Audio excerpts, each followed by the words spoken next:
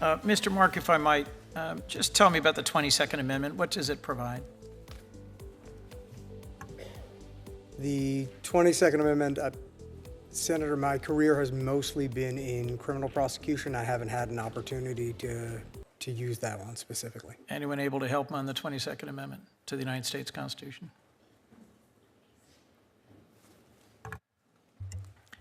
Senator, I believe it is the amendment that deals with a two-term limitation on the Correct. service It of the states president. no person shall be elected to the office of the president more than twice. Mr. Mark, is President Trump eligible to run for president again in 2028?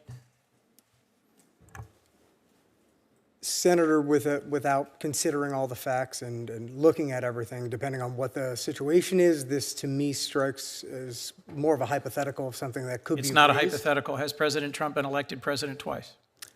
President Trump has been certified the President of the United States 2 times. Is he eligible to run for a third term under our Constitution?